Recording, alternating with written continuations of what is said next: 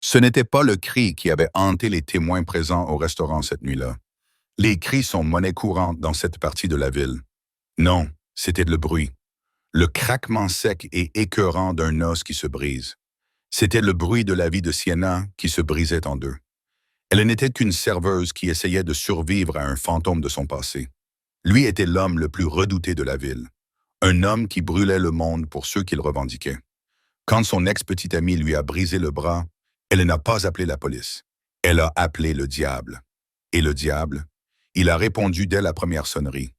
L'enseigne néon du restaurant de nuit clignotait avec un bourdonnement mourant, projetant une lueur rose maladive sur le trottoir mouillé de la 4e rue. Il était 2h14 du matin, un mardi à Chicago.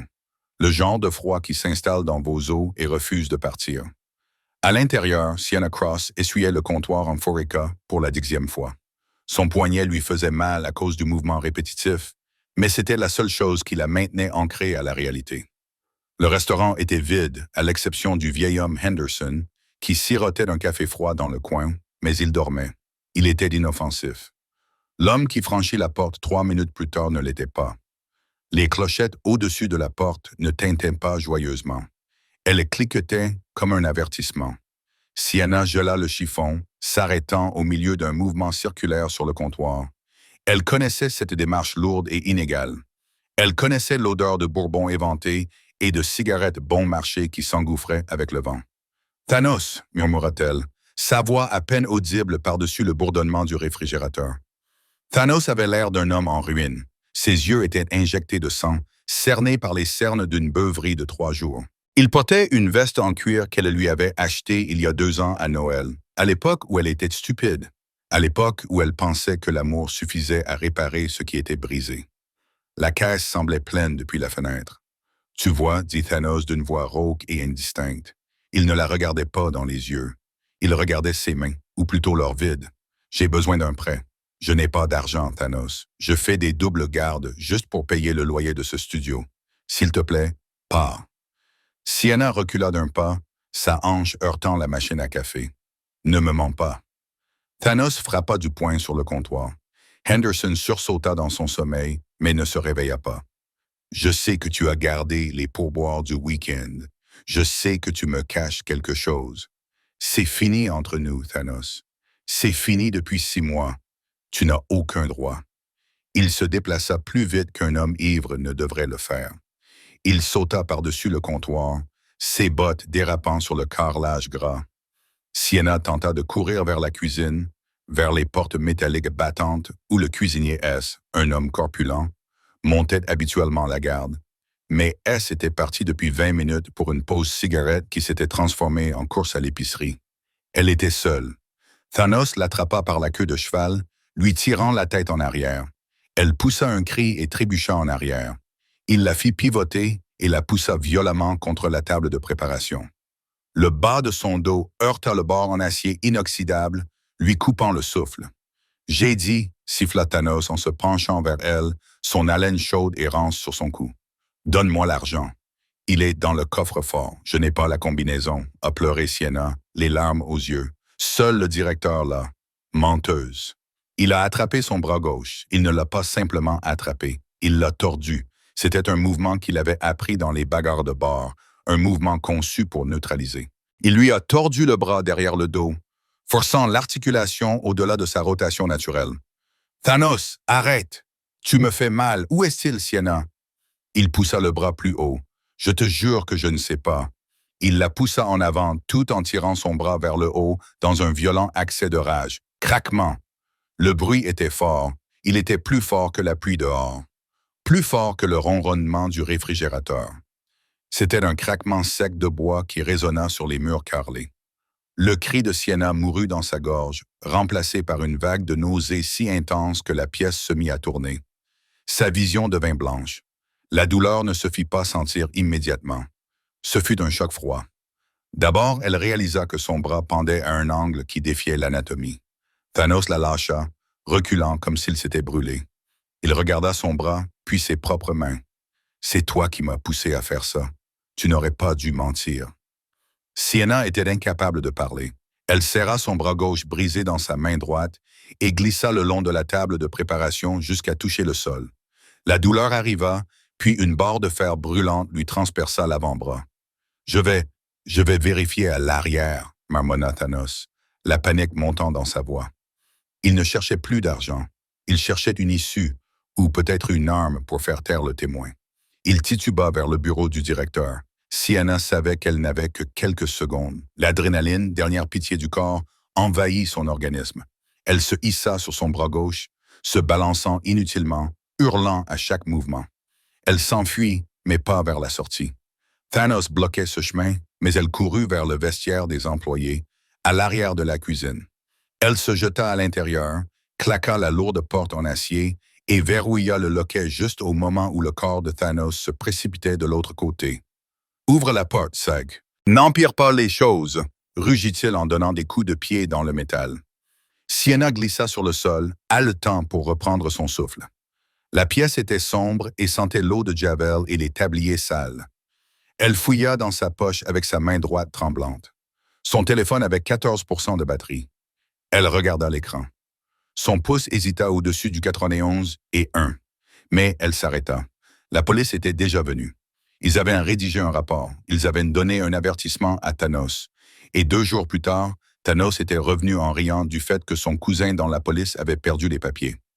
La loi dans ce quartier était achetée et payée. Et Thanos, aussi minable qu'il fût, avait des relations parmi les parasites qui payaient les pots de vin.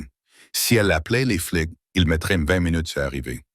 Thanos enfoncerait cette porte en 5 minutes. Elle avait besoin de quelque chose de plus rapide, de quelque chose de définitif. Les doigts tremblants, elle ouvrit son portefeuille. Caché derrière sa carte d'identité, à un endroit où personne ne regarderait, se trouvait une carte épaisse. Ce n'était pas du papier, c'était du métal noir mat. Donc les bords étaient suffisamment tranchants pour couper la peau. Il n'y avait ni nom, ni logo d'entreprise, juste un numéro de téléphone gravé en doré. Elle se souvenait de l'homme qui le lui avait donné. Il y a 3 mois, un homme en costume gris anthracite était assis à la table 4, buvant un espresso, tandis que 3 hommes imposants montaient de la garde près de la porte. Elle l'avait servi sans crainte, sans renverser une goutte, même lorsqu'un membre d'un gang rival était entré et avait menacé l'établissement. Elle avait calmement versé le café, regardé le rival dans les yeux et lui avait dit de régler ses affaires dehors. L'homme en costume avait laissé un pourboire de $100 et cette carte.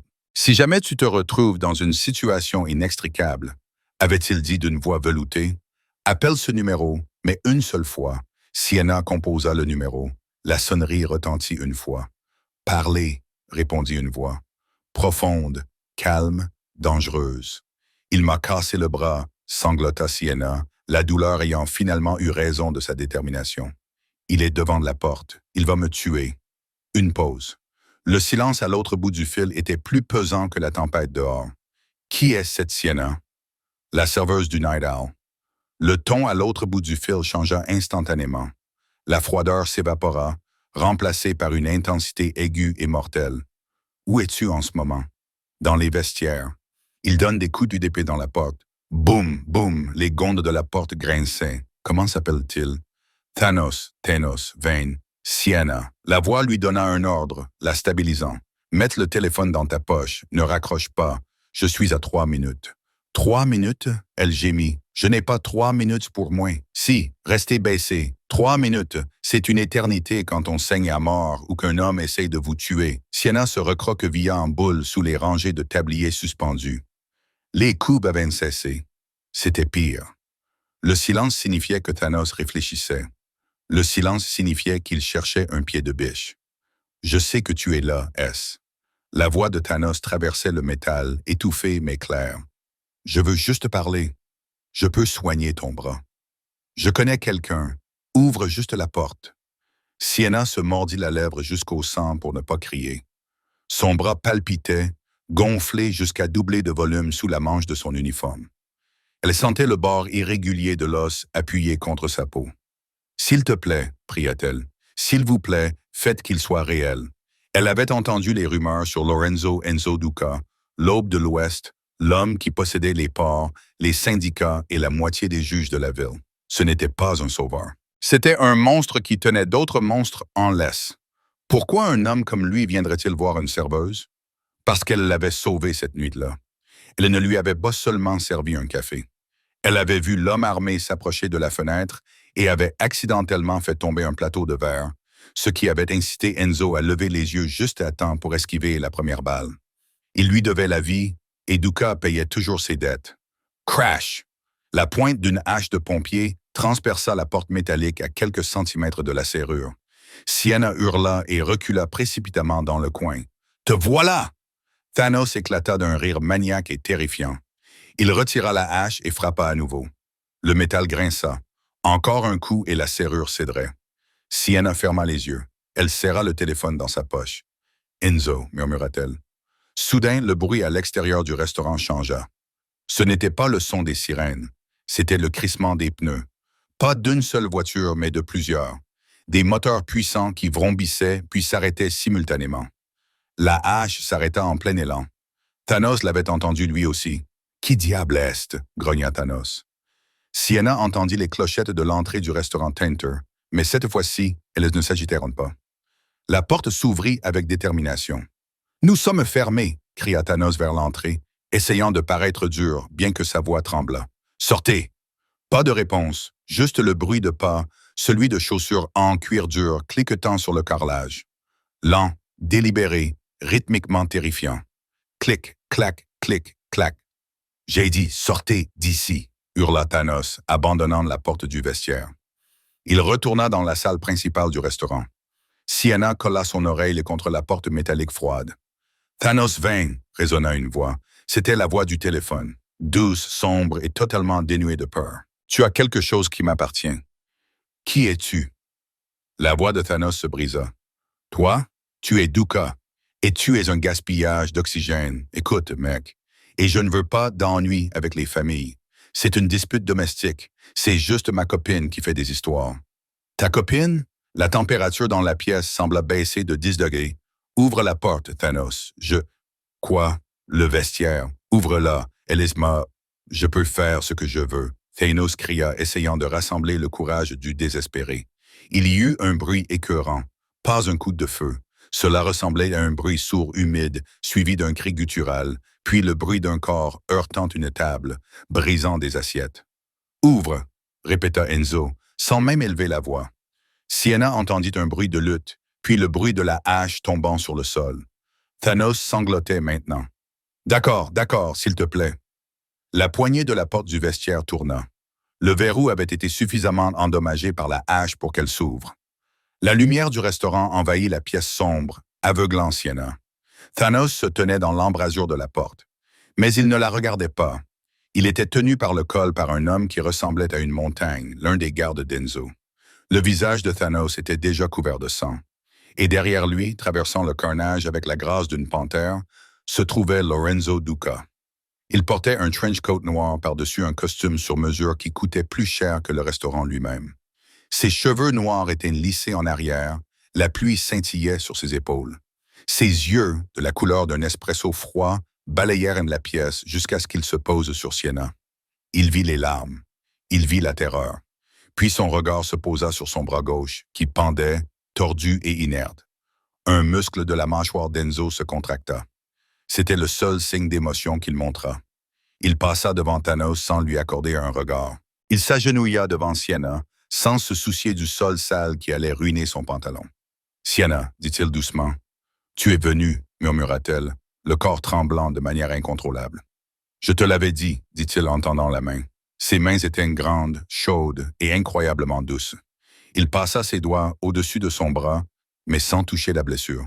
« Tu peux te lever? »« Je crois que oui. » Il fit un signe de tête au garde qui tenait Thanos. « Garde-le en vie, mais juste assez. Non. Non, s'il te plaît, » hurla Thanos tandis que le garde le traînait vers la sortie de la cuisine. Enzo ne sia pas. Il glissa son bras droit sous les genoux de Sienna et son bras gauche autour de son dos, la soulevant comme si elle ne pesait rien. Sienna enfouit son visage dans la laine coûteuse de son manteau, l'odeur du bois de santal et de la pluie couvrant celle de la graisse. « Où allons-nous » demanda-t-elle, la voix pâteuse alors que l'adrénaline commençait à s'estomper et que le choc s'installait. Enzo la fit sortir du vestiaire en traversant le restaurant, passant devant les tables renversées. Il sortit dans la nuit pluvieuse de Chicago où 3 Cadillac Escalade noirs tournaient au ralenti. Une petite armée d'hommes en costume se tenait en cercle, immobile sous la pluie battante. L'un d'eux ouvrit la porte arrière de la voiture du milieu. Enzo la déposa doucement sur le siège en cuir, puis grimpa à côté d'elle. Il sortit une couverture en cachemire d'un compartiment et la drapa sur son corps frissonnant.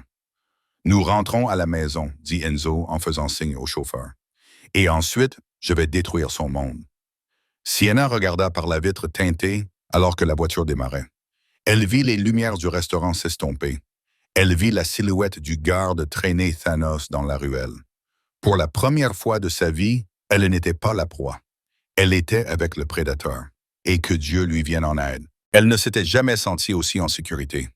La ville défilait en flou à travers les vitres teintées de l'escalade, une traînée de pluie lissant les lumières et les ombres.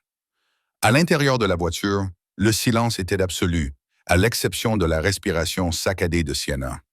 L'adrénaline s'estompait rapidement, laissant place à un choc froid et frissonnant. Enzo ne l'avait pas lâchée. Il la tenait contre lui, son bras formant une barre de protection rigide.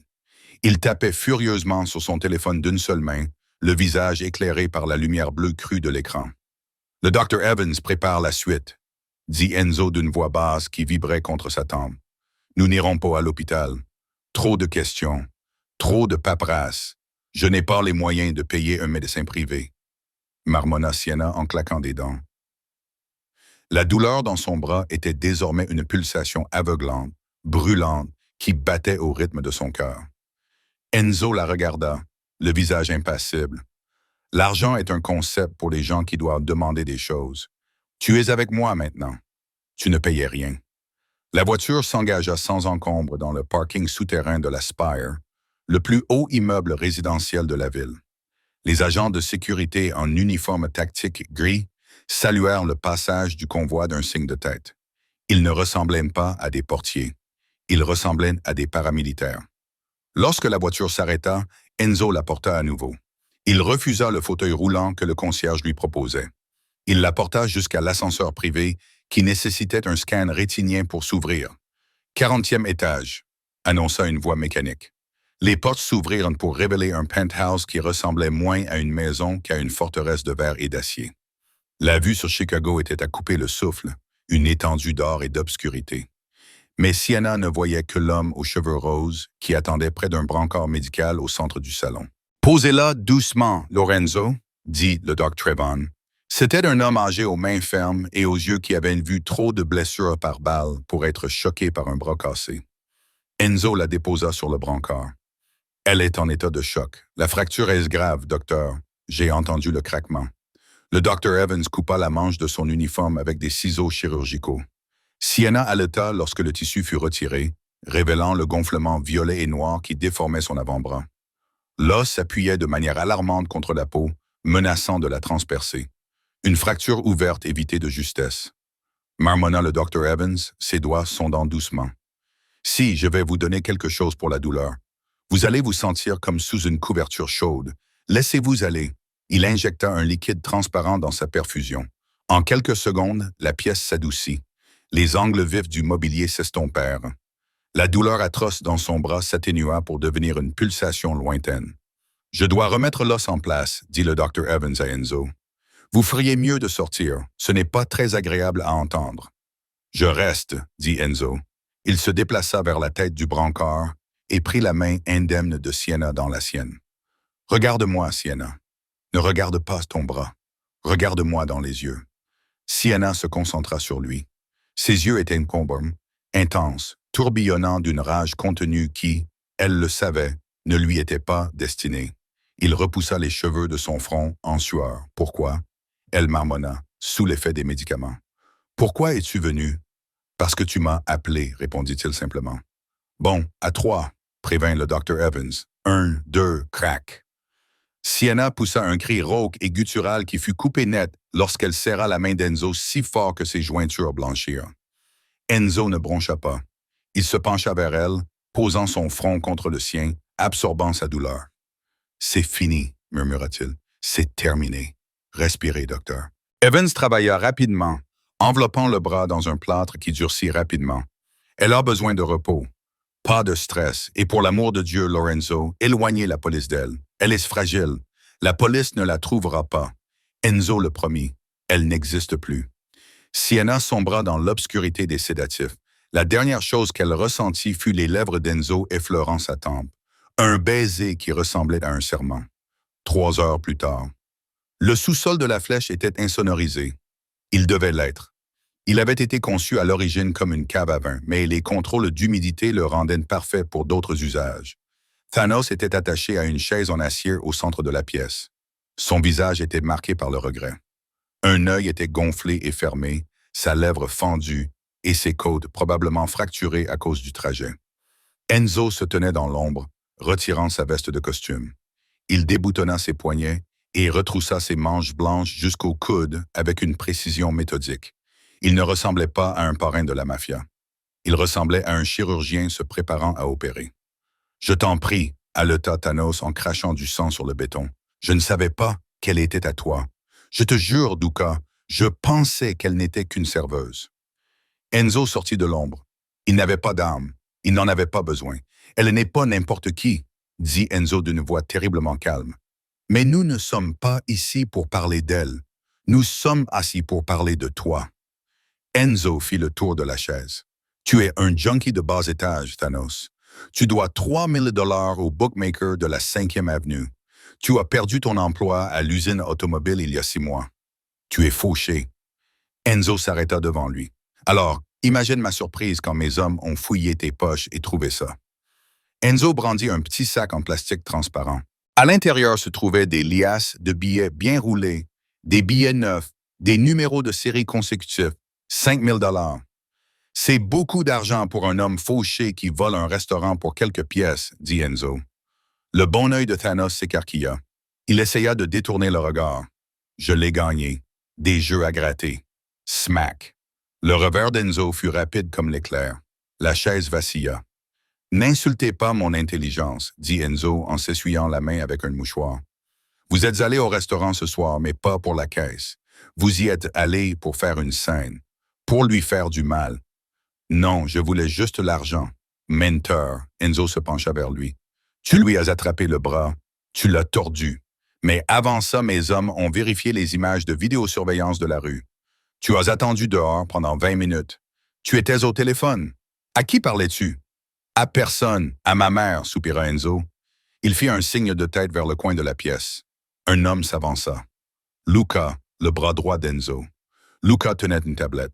Nous avons récupéré ses relevés d'appel. Patron, dit Luca d'une voix ennuyée. Un numéro a été composé 6 fois au cours de la dernière heure. C'est un téléphone jetable, mais nous avons triangulé le signal.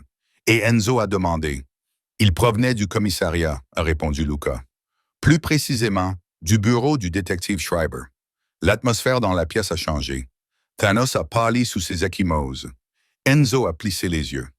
Le détective Schreiber, le capitaine de la brigade des mœurs, un homme qui était une épine dans le pied d'Enzo depuis des années, mais qui avait toujours été trop prudent pour qu'il puisse le toucher. « Schreiber », répéta Enzo. Il regarda Thanos. « Pourquoi un flic corrompu payerait-il un junkie pour casser le bras d'une serveuse? »« Il ne m'a pas payé pour lui casser le bras, » lâcha Thanos en sanglotant. « Il m'a payé pour planter le paquet. Lui casser le bras était un accident. Elle ne voulait pas s'écarter. » Enzo resta immobile. « Quel paquet? Le micro? » murmura Thanos, sa résistance s'effondrant. « Schreiber a dit que tu y allais tous les mardis. Il a dit qu'il avait besoin d'oreilles dans le restaurant. Il m'a dit de coller un micro sous la 3e banquette. J'étais censé la malmener pour faire croire à un cambriolage, afin que personne ne se méfie si je fouillais sous les tables. » Enzo fixa l'homme du regard. La révélation s'abattit sur lui comme un linceul. Ce n'était pas seulement de la violence domestique, c'était un acte de guerre. Schreiber ne travaillait pas seul. Un flic ne place pas de micro dans un restaurant à l'aube sans avoir le soutien du gouvernement fédéral ou, pire encore, celui d'une famille rivale. Les Russo passaient à l'action, et ils avaient utilisé Sienna, l'innocente et travailleuse Sienna, comme diversion. Ils avaient ordonné qu'on lui fasse du mal. Ils avaient autorisé qu'on lui inflige un traumatisme juste pour placer un micro. Une fureur glaciale, comme Enzo n'en avait pas ressenti depuis des années, s'empara de lui. Tu l'as brisé, dit Enzo doucement, pour 5 000 $ et une faveur à un flic. Je suis désolé. Je vais quitter la ville. Je ne la reverrai plus jamais. Enzo lui tourna le dos. Il se dirigea vers les escaliers. Luca, dit Enzo sans se retourner. Oui, patron. Il dit qu'il aime casser des choses. Enzo ouvrit la porte menant à l'étage. Montre-lui ce que ça fait. Commence par les doigts, puis les orteils. Fais durer ça toute la nuit. Alors qu'Enzo fermait la lourde porte, le premier cri résonna depuis le sous-sol. Cela ne lui procura aucune joie. Cela ne réparait pas le bras de Sienna. Mais c'était un début. La lumière du soleil frappait le visage de Sienna, vive et intrusive. Elle cligna des yeux, gémissant alors qu'elle essayait de bouger. Le lit était immense, les draps doux comme des nuages. Pendant un instant, elle crut qu'elle était morte. Puis le poids du plâtre sur son bras gauche lui rappela soudainement ses souvenirs. Le restaurant Thanos, le craquement, Enzo. Elle s'assit en haletant, prise d'un vertige. Elle portait une chemise en soie qui ne lui appartenait pas. C'était une chemise de costume pour homme boutonnée jusqu'au menton. Attention! Une voix grondait dans le coin. Enzo était assis dans un fauteuil en velours près de la fenêtre. Il s'était douché et changé. Il portait un col roulé noir et un pantalon gris, ressemblant au mannequin en couverture d'un magazine GQ si ce mannequin avait le poids d'une douzaine de meurtres dans les yeux. « Où suis-je » demanda Sienna d'une voix rauque. « Dans ma chambre » répondit Enzo. « Elle dispose de la meilleure sécurité et de la meilleure vue. » Il se leva et s'approcha du lit, tenant un verre d'eau avec une paille. Il le porta à ses lèvres. Elle but goulûment. « Je dois aller travailler » dit Sienna, paniquée, en se levant. « Sal va se retrouver seule, c'est l'heure de pointe du matin. Le restaurant est fermé. »« Si » dit Enzo doucement. « J'ai acheté le bâtiment ce matin. Il est en cours de rénovation. » Sienna le fixa du regard. « Quoi? Et tu ne travailles plus là-bas, continua-t-il. Tu ne travailles de nulle part. Tu ne peux pas décider ça comme ça. » Sienna essaya de sortir ses jambes du lit, mais il lui barra le chemin, plaçant ses mains de chaque côté de ses hanches sur le matelas. Il ne la touchait pas, mais il la piégeait. « Écoute-moi, » dit Enzo, son intensité l'effrayant. Ce n'était pas un hasard. Thanos n'a pas simplement craqué. Il a été payé pour te faire du mal. Sienna se figea. « Quoi? Par qui? »« Par des gens qui veulent m'atteindre, » dit Enzo. « Ils savaient que je tenais à ce restaurant. Ils savaient que je te respectais. Ils t'ont utilisé pour introduire un dispositif dans la cabine. Tu es un élément gênant, Sienna. Si tu retournes là-bas, ils finiront ce que Thanos a commencé. » Sienna eut le souffle coupé. « Donc, je suis prisonnière. Tu es une invitée, » corrigea Enzo. « Une invitée très protégée jusqu'à ce que je m'occupe des gens qui ont fait ça. Tu restes ici. Tu restes où je peux te voir. Et combien de temps cela durera-t-il? » Les yeux d'Enzo s'assombrirent. Il tendit le pouce et traça la ligne de sa mâchoire. Ce contact lui envoya une décharge électrique qui n'avait rien à voir avec la peur. « Le temps qu'il faudra pour tous les brûler, » jura-t-il. Il se leva et se dirigea vers la porte. « Le petit déjeuner arrive. Mange, repose-toi. N'ouvre la porte à personne d'autre que moi ou Luca. »« Enzo » l'appela-t-elle avant qu'il ne parte. Il s'arrêta, la main sur la poignée de la porte. « Merci, murmura-t-elle, d'être venu. » Il ne se retourna pas, mais elle vit ses épaules se crisper. « J'aurais dû venir plus tôt. » Il laissa la serrure, qui cliqua et s'enclencha avec un bruit sourd. Sienna se laissa retomber dans les oreillers. Elle regarda le plâtre sur son bras, puis la ville qui s'étendait sous la fenêtre. Elle était piégée dans un coussin doré avec un monstre. Mais pour la première fois de sa vie, elle ne voulait pas s'échapper. Elle voulait voir le monstre dévorer les gens qui lui avaient fait du mal. Le silence dans le penthouse était plus pesant que le plâtre sur le bras de Sienna. 4 jours s'étaient écoulés depuis l'incident au restaurant Night Owl.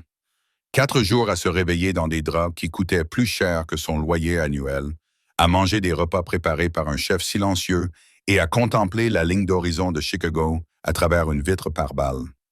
Enzo appelait cela un foyer. Sienna avait l'impression d'être dans une cage dorée. Lorenzo Duca était un fantôme dans sa propre forteresse. Il partait avant que le soleil ne se lève et revenait bien après que les lumières de la ville se soient allumées, sentant généralement la fumée de cigares et la pluie froide. Il venait la voir lors de brèves visites intenses où il inspectait son plâtre et lui demandait si elle avait pris suffisamment le soleil, avec un détachement clinique qui masquait à peine une rage volcanique bouillonnante. Il préparait quelque chose. Elle le sentait à la façon dont la pression atmosphérique semblait chuter chaque fois qu'il entrait dans la pièce. Le 5e après-midi, l'isolement devint suffocant. Le silence n'était pas paisible. C'était comme retenir son souffle avant de crier. Sienna arpentait le salon, le bras gauche immobilisé dans une écharpe noire qui s'accordait avec l'atmosphère sombre de l'appartement. Elle portait à nouveau l'une des chemises d'Enzo. Les manches retroussées jusqu'aux poignets lui arrivaient à mi-cuisse. Elle lui rappelait constamment sous la protection de qui elle se trouvait. Elle erra dans le long couloir en marbre. Au bout se trouvaient les doubles portes en chaîne du bureau privé d'Enzo. Luca II, qui la traitait avec un mélange de suspicion et de déférence, lui avait explicitement interdit l'accès à cette pièce. « N'y entre pas, Sienna. Il y a dans cette pièce des choses qui ne s'effacent pas. » Mais Luca était en bas, dans le centre de sécurité, et Enzo était parti. Sienna poussa la lourde porte.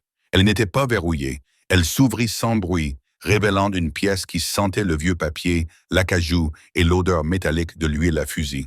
Ce n'était pas seulement un bureau. C'était une salle de guerre. Les lourds rideaux de velours étaient tirés, bloquant la lumière du jour.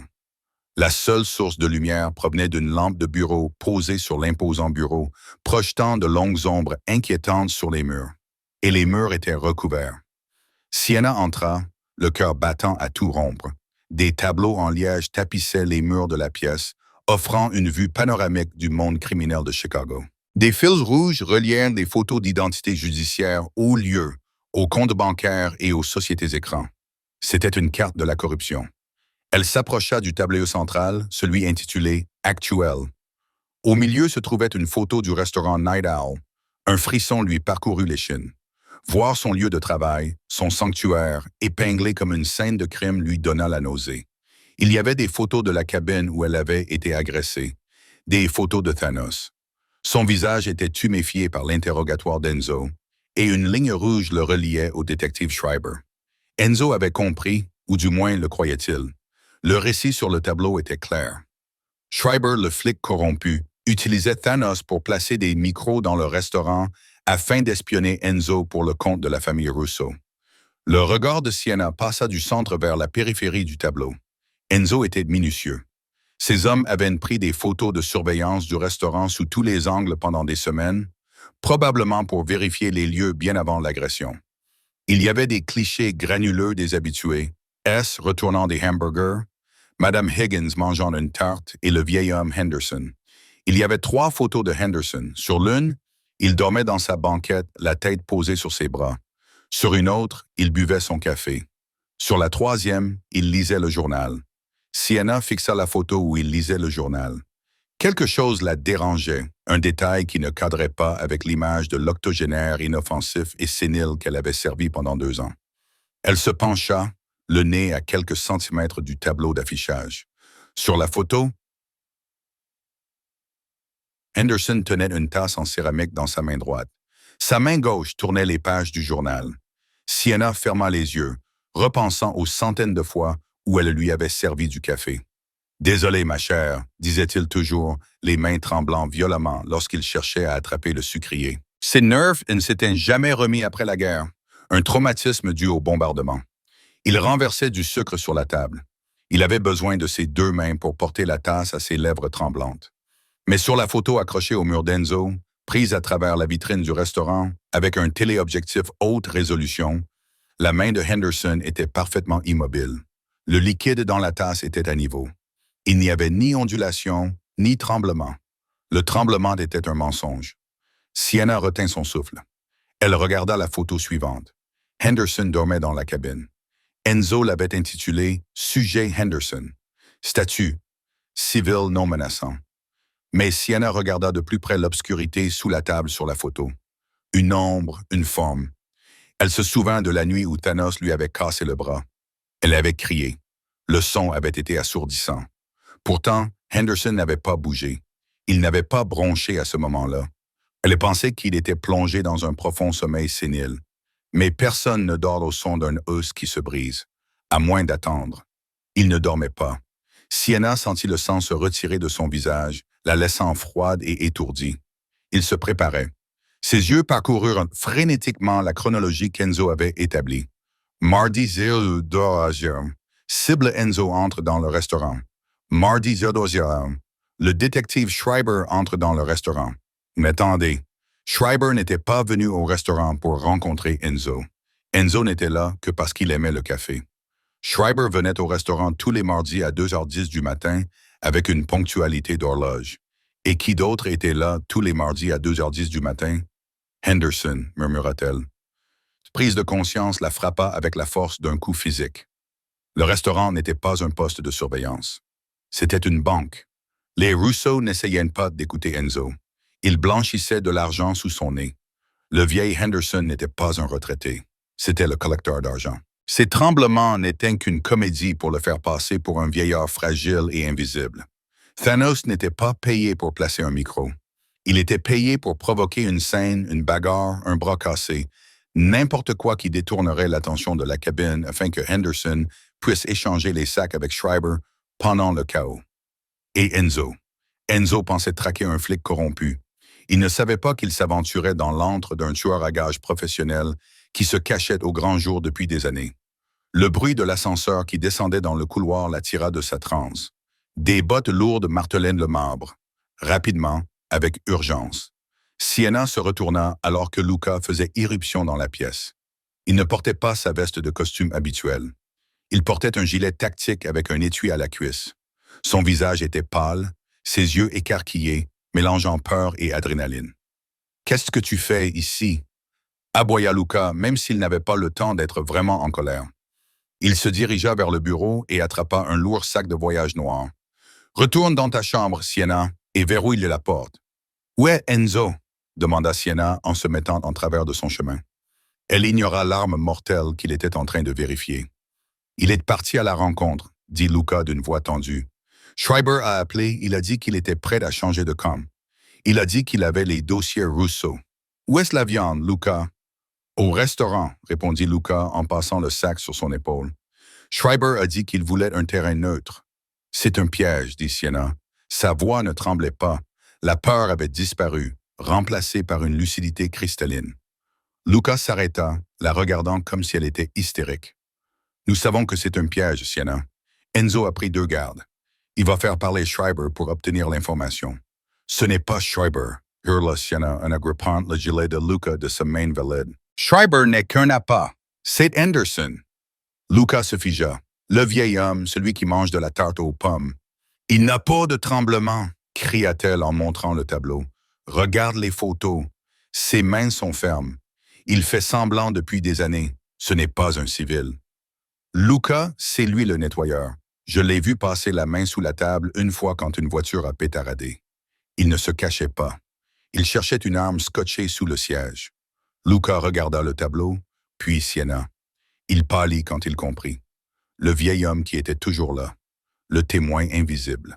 L'assassin parfait. Le patron pense qu'il va rencontrer une cible facile. Luca murmura, l'horreur se lisant dans ses yeux. Il y est allé sans préparation. Il a demandé à l'équipe d'extraction de se retirer pour ne pas effrayer Schreiber. Il se dirige vers un piège mortel. Sienna dit, « Si Henderson est là, Enzo est mort. » Luca regarda sa montre. Ils sont dans le noir depuis 10 minutes. Des brouilleurs de signaux. C'est la norme pour une réunion. Mais cela signifie qu'il ne pourra pas appeler à l'aide lorsque les coups de feu commenceront. Lucas poussa un juron violent qui résonna dans la pièce silencieuse. Il regarda Sienna, la regarda vraiment et vit le feu qui brûlait dans ses yeux. Elle n'était plus la serveuse brisée qu'ils avaient ramassée par terre. C'était une femme prête à se sacrifier pour l'homme qui l'avait sauvée. « Je dois y aller, » dit Luca en armant son pistolet. « Mais l'entrée sera surveillée. Si Henderson est un pro, il aura un sniper de l'autre côté de la rue ou des portes piégées. »« Je connais le chemin, » dit Sienna. « La trappe de livraison dans la ruelle. Elle mène au cellier du sous-sol. Elle est trop petite pour toi, mais je peux passer. Je peux ouvrir la porte de service de l'intérieur. » Hors de question. Luca secoua la tête. « Enzo m'a donné un seul ordre, te protéger. Si je t'entraîne dans une fusillade, il me tuera de ses propres mains. »« Si tu ne m'emmènes pas, » dit Sienna en s'approchant, les yeux brillants, « Il ne restera plus d'Enzo pour tuer qui que ce soit. Le silence s'étira entre eux, tendu et douloureux comme un fil métallique. Luca regarda le sac de voyage puis la photo du restaurant de nuit. Il savait qu'elle avait raison. Ils avaient besoin d'un fantôme pour entrer dans ce bâtiment. Et Sienna était la seule à connaître mieux que les rats la structure de cet endroit. « Reste derrière moi », grogna Luca en attrapant un trousseau de clés sur le bureau. « Tu fais exactement ce que je te dis. Et si les choses tournent mal, tu cours. Tu ne te retournes pas. Tu cours. » Marché conclu. Sienna mentit. Elle ne courait jamais. Pas cette fois. Allons-y. Ils coururent vers l'ascenseur, laissant derrière eux la sécurité de la forteresse de verre. Alors que les portes se refermaient, Sienna toucha le plâtre sur son bras. L'os s'était cassé 4 jours auparavant, mais alors que l'ascenseur plongeait vers le garage, elle se sentait plus forte que jamais. Elle n'était plus seulement une victime de l'histoire. Elle venait d'écrire la fin. La pluie sur Chicago ne tombait pas simplement. Elle punissait la terre. Elle martelait le toit du restaurant de nuit comme 1000 petits marteaux, noyant le bourdonnement de la ville. À l'intérieur du restaurant, c'était un mausolée de chrome et de vinyle éclairé uniquement par des ampoules de secours de faible puissance qui bourdonnaient à une fréquence inquiétante. Enzo était assis dans la cabine numéro 4, dos au mur. Il n'était pas armé. C'était la condition que Schreiber avait imposée pour la remise des dossiers Russo. Les 2 meilleurs hommes d'Enzo, Marco et Silas, se tenaient près de l'entrée principale, leurs silhouettes se découpant nettement sur la vitre striée de pluie, les mains près de leurs vestes. De l'autre côté de la table, le détective Schreiber était dans un état pitoyable. Il transpirait malgré la fraîcheur de la pièce, ses yeux se tournant vers la porte de la cuisine toutes les quelques secondes. « Les dossiers, détective », dit Enzo d'une voix grave qui couvrait le bruit de la tempête. « Ma patience a des limites et vous êtes en train de les épuiser rapidement. »« Ils arrivent », balbutia Schreiber en s'essuyant la lèvre supérieure d'une main tremblante. « Mon contact apporte le disque dur de l'arrière. »« Attendez, attendez !» Enzo tambourina des doigts sur la table. Il scruta la pièce. Quelque chose n'allait pas. L'air était trop lourd. Les ombres étaient trop profondes. Il regarda la banquette vide où le vieil Henderson avait l'habitude de s'asseoir. Il regarda la bouteille de ketchup qui semblait légèrement déplacée sur le comptoir. Son instinct, aiguisé par une vie de violence, se mit à hurler. « Sors, Marco !» dit Enzo doucement, sans quitter Schreiber des yeux. « Va vérifier à l'arrière. »« Non !» s'écria Schreiber en sursautant légèrement. « Il va s'effrayer. Il doit venir vers nous. » Enzo cessa de tambouriner des doigts. Il fixa le détective du regard. « Il n'y a pas de contact, n'est-ce pas? » Schreiber ouvrit la bouche pour mentir, mais les portes de la cuisine s'ouvrirent brusquement. Ce n'était pas un contact. Le vieil homme Henderson sortit. Mais l'homme qui apparut n'était pas le vieillard voûté et tremblant qui avait renversé du sucre sur le sol. Il se tenait droit, le dos bien droit, ses mouvements fluides et prédateurs. Il tenait un pistolet mitrailleur MP5 silencieux avec la familiarité désinvolte d'un homme tenant une télécommande de télévision. « Je t'avais dit qu'il était vif, Schreiber. » Henderson dit d'une voix douce, dépourvue du faux râle qu'il avait utilisé pendant 3 ans. Enzo ne cligna pas des yeux. « Henderson. En fait, c'est Kovic. Mais j'ai pris goût à la tarte aux pommes. Thip, thip. » Le silencieux siffla 2 fois. 2 trous apparurent dans la poitrine du détective Schreiber, fleurissant de rouge sur son costume bon marché. Le détective s'effondra en avant, son visage heurtant la table avec un bruit sourd et humide. Il était mort avant même de réaliser que son utilité avait expiré. « À terre !» rugit Enzo, renversant la lourde table sur le côté juste au moment où Henderson pointait son arme vers lui. Les balles rongèrent la table en formant, projetant des éclats de plastique et de bois au visage d'Enzo. Près de la porte, Marco et Silas dégainèrent leurs armes. Ils furent rapides, mais Henderson était prêt. Il ne regarda même pas. Il pivota sur ses talons et tira une rafale contrôlée vers l'entrée. La vitre de la porte d'entrée vola en éclats vers l'intérieur. Marco s'effondra instantanément. Silas tira un coup de feu qui passa loin de la cible avant de s'effondrer lui aussi sur le sol carrelé. Le silence revint dans le restaurant, seulement rompu par la pluie, et le cliquetis d'Henderson rechargeant un nouveau chargeur. Enzo s'accroupit derrière la table renversée. Il était piégé, désarmé, seul. Vous savez, Henderson annonçait ses pas, cliquetant lentement sur le carrelage alors qu'il contournait la cabine. Les Russo ont payé une fortune pour ce contrat. Mais honnêtement, je l'aurais fait gratuitement. Tu t'es assis dans ma cabine pendant 3 ans, Duca. Toi et ton arrogance. Tu ne m'as même jamais regardé. Enzo scruta les environs. Une fourchette sur le sol, un distributeur de serviettes. Rien qui puisse arrêter une mitraillette. Tu t'es bien caché, dit Enzo, ses muscles se contractant, se préparant à une charge suicidaire. Comme un rat dans les murs. Les rats survivent, Lorenzo. Les rois meurent. Henderson s'arrêta à 3 mètres. Il avait l'angle. Il leva son arme, visant l'espace entre la table et le mur. Enzo prit une inspiration. Ça y était. La fin du voyage dans un restaurant graisseux de la 4e rue. Clic. Le restaurant plongea dans l'obscurité totale. Henderson hésita. Qu'est-ce que... Le disjoncteur. Quelqu'un avait coupé le courant. Enzo n'attendit pas. Il n'avait pas besoin de ses yeux pour se déplacer dans cette pièce. Il avait besoin du chaos. Il se jeta de derrière la table, restant baissé, se déplaçant comme un fantôme. « Qui est-ce là? » cria Henderson, tirant à l'aveuglette dans l'obscurité. Les flashs des coups de feu illuminèrent la pièce par intermittence. Flash, flash, flash, révélant des instantanés de la violence. Crash. Un lourd bocal en verre rempli de cerises maraschino jaillit de l'obscurité depuis la cuisine et s'écrasa contre le mur à quelques centimètres de la tête d'Henderson. Henderson se retourna vers le bruit. « Tu as raté ton coup. Je ne visais pas toi. » Une voix féminine hurla. « Sienna. » Cette distraction était tout ce dont Enzo avait besoin. Il se rapprocha et plaqua Henderson au sol, juste au moment où un nouveau flash illumina la pièce. Ils s'écrasèrent contre le comptoir. Le MP5 glissa sur le sol, désormais inutile. Henderson était plus âgé, mais il était musclé et entraîné d'une manière que les bagarreurs de rue ne l'étaient pas. Il enfonça son genou dans les côtes d'Enzo, le laissant sans souffle, et sortit un couteau de combat dentelé de sa botte. Il donna un coup de lame, atteignant l'avant-bras d'Enzo, tranchant le tissu coûteux de son costume et mordant profondément dans le muscle. Enzo rugit, non pas de douleur, mais de rage. Il attrapa le poignet de Henderson avec sa main ensanglantée. « Tu l'as touché, » grogna Enzo, la bête complètement déchaînée. Il n'utilisa pas de technique. Il utilisa une rage brute et pure. Il tordit le bras de Henderson, le forçant à reculer avec un craquement écœurant qui faisait écho au bruit du bras de Sienna se brisant quelques jours auparavant. Henderson grogna et laissa tomber le couteau. Enzo frappa la tête de Henderson contre la machine à café en acier inoxydable.